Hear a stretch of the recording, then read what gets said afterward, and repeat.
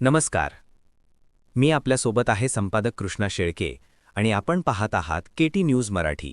प्रत्येक घडामोडीवर आमची करडी नजर.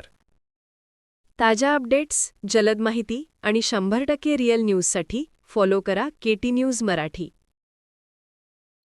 घनसावंगी तालुक्यातील राणी उंचेगाव जिनिंग परिसरात CCI कापूस खरेदी केंद्राची सुरुवात मोठ्या उत्साहात झाली आहे. या केंद्राचे उद्घाटन माननीय सभापती तात्यासाहेब चिमणे यांच्या हस्ते पार पडले. यावेळी कापसाचा जाहीर झालेला पहिला भाव क्विंटल मागे 8,010 रुपये होता. सुरुवातीलाच मिळालेल्या या चांगल्या दराने शेतकऱ्यांच्या चेहऱ्यावर समाधानाचे हास्य झळकले. राणी उंचेगाव येथे हे केंद्र सुरू झाल्यामुळे आता शेतकऱ्यांना त्यांच्या कापूस उत्पादनाला अधिक स्थिर आणि न्याय्य बाजारभाव मिळण्याची अपेक्षा आहे. या कार्यक्रमात अनेक मान्यवरांनी उपस्थिती लावली. त्यामध्ये संचालक दीपकराव शिवतारे, वसंतराव भुतेकर, महादेवराव काळे, अनिस खा पठाण, बाजार समितीचे सचिव राहुल गुजर, CCI अधिकारी निपाणी पिंपळगावचे सरपंच गोविंद ढेंबरे, राणी उंचेगावचे माजी सरपंच विठ्ठल खैरे, कृषी अधिकारी प्रदीप कदम आणि काकडे सर यांचा सहभाग होता. राजूभाऊ कोल्हे, रामप्रसाद बोबडे, शिवाजीराव हेमके, चापडगावचे सरपंच टेकाळे, तसेच बालाजी कोटेक्सचे चेअरमन राजूभाऊ सोनी आणि संचालक केदार राठी यांसह इतर मान्यवरही उपस्थित होते. स्थानिक कृषी उत्पन्न बाजार समिती घनसावंगी यांच्या संयुक्त विद्यमाने CCI कापूस केंद्र खरेदी केंद्र या ठिकाणी सुरू झालेलं आहे. या भागातल्या शेतकऱ्यांच्यासाठी सोयीची व्यवस्था या ठिकाणी झालेली. खरं जर म्हणलं तर अगोदर कुंभार पिंपळगाव असेल, घनसावंगी असेल, या ठिकाणी CCIचे 2 केंद्र सुरू झालते. परंतु राणी उंचेगाव असेल, रांजणे असेल, ह्या भागातील शेतकऱ्याला पिंपळगाव असेल किंवा घनसावंगी असेल हे दूर पडायचं आणि हे दूर पडून आणि शेतकऱ्याला त्रास होऊ नये या उद्देशानं आम्ही या CCIसाठी केंद्र सुरू करण्यासाठी खूप सारे प्रयत्न केले आणि आपल्या माध्यमातून सर्व शेतकऱ्यांना सुद्धा आपण विनंती करू की ह्या CCIने जे काही जाचक-अटी ह्या वर्षी लादलेल्या आहेत. खरं जर म्हणलं तर मागच्या वेळेस शेतकऱ्याला एका एकरला 12 क्विंटलची परमिशन होती. मग त्याचं उत्पन्न ग्राह्य धरलं होतं की एका एकरला 12 क्विंटल होईल. ह्या वर्षी एका एकरला 4 क्विंटल 80 किलो दिले. आणि मग हा इतका फरक शेतकऱ्याला याच्यात वजनामध्ये यायला लागला किंवा कापूस घालण्यामध्ये जो त्रास व्हायला लागला, एका एका शेतकऱ्याला 2-2, 3-3 शेतकऱ्याच्या नावावर एक एक गाडी खाली करायचं काम पडायला लागलंय. आणि त्याच्यानंतर दुसरी गोष्ट जी आमच्याकडून अप्रूव्हल जायचं असतं तर कृषी उत्पन्न बाजार समितीच्या वतीने मी आपल्याला आश्वस्त करू शकतो की आमच्याकडून अप्रूव्हलसाठी कोणालाच काही अडचणी येणार नाही. ज्यांना अप्रूव्हल पाहिजे आमची इथं 2 माणसं बसलेली राहतील, ते तुम्हाला त्या मिनिटाला अप्रूव्हल देतील.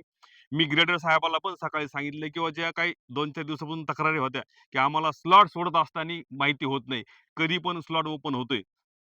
तर मी सकाळी सोनवणे साहेबाला बोलल्यानंतर त्यांनी सांगितलं की उद्यापासून दिवसाच्या 12 वाजता जे काही उद्याच्याला खरेदी करायची तो स्लॉट सोडण्यात येईल आणि उद्यापासून ती दृष्टी ते करतील. कालपासून ज्या तक्रारी होत्या त्या तक्रारीचं बोलणं झाल्यानंतर त्यांनी तो प्रश्न सोडवलेला आहे. परंतु आता माझी सर्व ह्या भागातील शेतकऱ्यांना सुद्धा विनंती राहील की आपण जसा मेसेज येईल याच्या अगोदर आपल्याला शेतकऱ्यासाठी सगळं नवीन आहे हे वर्ष, की अगोदर नाव नोंदणी त्या CCIच्या ॲपवर करायची, त्याच्यानंतर मार्केट कमिटीचं अप्रूव्हल घ्यायचं, मार्केट कमिटीचे अप्रूव्हल घेतल्यानंतर परत CCIकडे जायचं, CCIने तो स्लॉट सोडायचा. आणि हे सगळं शेतकऱ्याला नवीन आहे. परंतु आता ह्या संगणकाच्या युगासोबत आपल्याला सगळ्यालाच चालावं लागणार आहे. ह्या गोष्टीचा आपल्याला शिकावं लागणार आहेत ह्या गोष्टी. त्याच्यामुळं आणि आता पूर्वी कसं व्हायचं, की मी शेतकरी आहे. माझा कापूस आज आणला, माझं माप नाही झालं तर माझ्या लक्षात काय यायचं, का माझं उद्या सकाळी पहिल्या नंबरला माप होईल. परंतु ह्या स्लॉटच्या भानगडीमध्ये आणि ह्या ऑनलाईनमध्ये ते माप दुसऱ्या दिवशी सकाळी होत नाही. त्याला परत तीच प्रक्रिया करावी लागते पहिल्यापासून जी केलेली आहे ती आणि मग ते स्लॉटमध्ये येऊन ते नाव ओपन होतंय. आता जे तुम्ही स्लॉट वगैरे म्हणता, तर स्लॉट ज्यावेळेस एखादा शेतकरी बुक करतो, हं. तर त्या स्लॉटची जी व्हॅलिडिटी असते, हं, हं. 24 तास असते की अजून काही जास्त नाही किंवा ते कमी तेवढं असते? त्याच दिवसापुरती. त्याच त्याच दिवसापुरती. दिवसापुरती. दुसऱ्या दिवशी नाही. मग मी हां, तुम्हाला तेच सांगितलं ना. हां. समजा आता यांना हे जिनिंगची कॅपॅसिटी जर 1000 क्विंटलची असेल, बरोबर. तर ते रोज 900 क्विंटल कापूस येईल एवढेच मेसेज सोडणार ते.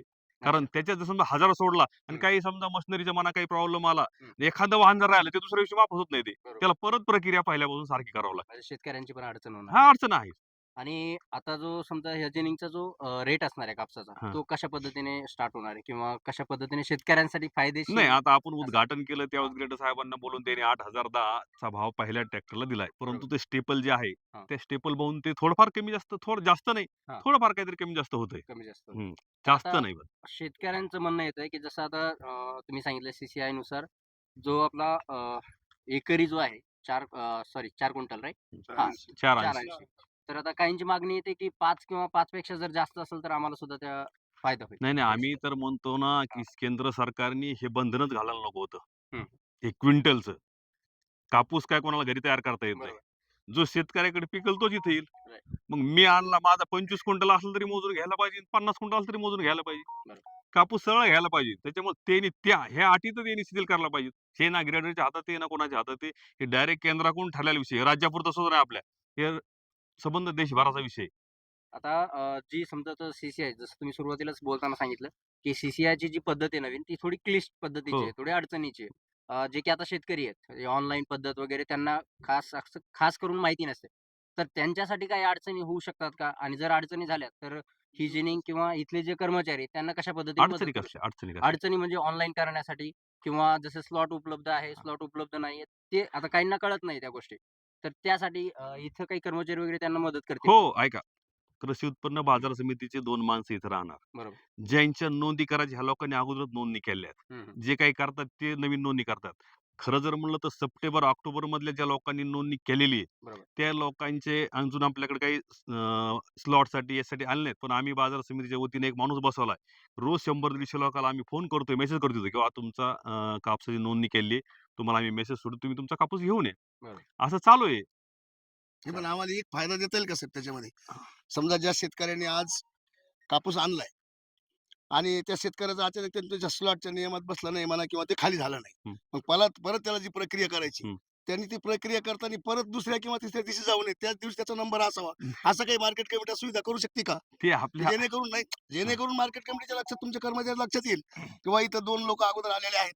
परंतु यांचा काही स्लॅट अभावी यांना गेलं नाही. तर त्या शेतकऱ्याला मला असं वाटतं विनंती करतो तुम्हाला मार्केट कमिटी मार्फत, की त्याचं प्रोसिजर जर अगोदर करून घेतलं, तर जो कालपासून थांबलेला शेतकरी आहे, त्याला त्याचा फायदा होऊ शकतो. नाही, नाही. पण तो अशी तुम्हाला विनंती हां, करतो नाही, आम्ही. नाही. ऐका.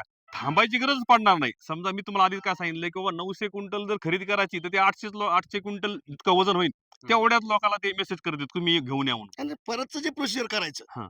ते फक्त तो आज आलेला आहे म्हणून त्याचं प्रोसिजर लवकर घ्यावं किंवा त्याला पुढे घेता येईल असं काही मार्केट कमिटी मार्फत काही करता येईल का नाही, त्याला? त्याचं बेनिफिट होईल ना? आपण ते बी प्रयत्न करू. ग्रेडर साहेबाच्या बी कानावर घालू हा विषय, की शेतकऱ्याला डबल नको यायला पाहिजे.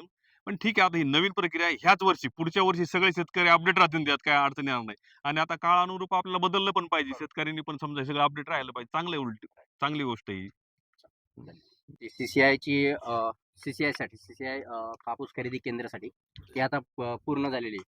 तर तुम्हाला काय म्हणायचं आहे याच्यावर? ते खरं तर म्हणजे या भागातल्या शेतकऱ्यांची मागणी होती हं. आणि घनसंगी तालुका असा आहे की सगळ्यात जास्त कापूस या भागामध्ये पिकतो. आता सभापती साहेबांनी सांगितलं तसं. बरोबर. आणि नेमकं इथं खरेदी चालू नव्हती. हं, म्हणून शेतकऱ्याची मागणी आम्ही मार्केट कमिटीकडे मांडली, वरती बोललो हं. आणि ती मान्य झाली. त्याचा आम्हाला आनंदच आहे. आता जशा जाचक-अटी वगैरे काही अडचणी आहेत, हं. तर सरकारलाही आम्ही विनंती करणार आहे की बाबा ह्या अटी शिथिल करा, हं. याची लिमिट वाढवा. बरोबर. आणि होईल सगळं असं काही अडचणीचं नाहीये. म्हणजे ज्या शेतकऱ्यांचा नंबर येईल त्यालाच मेसेज जाणार आहे आणि त्याचा कापूस येईल. मार्केट कमिटी सहकार्य करते. CCIचं पण नियमानुसार ते पण करणार आहेत आणि शेतकऱ्याचा फायदाच होईल. चालेल नक्कीच. तुमच्या प्रयत्नांना यश मिळालेलं आहे. नाही, हे समजा शेतकऱ्याची मागणी होती. प्रयत्न चालेल. करण्यापेक्षा आमचं कामच आहे, बरोबर. की सेवा शेतकऱ्याची करत राहणं. सरकारच्या ज्या काही योजना असतील, बरोबर. त्या लोकांपर्यंत पोहोचल्या पाहिजे आणि त्याचा फायदा झाला पाहिजे. ते काम आम्ही केलं. चालेल. नक्कीच. खूप खूप धन्यवाद सर.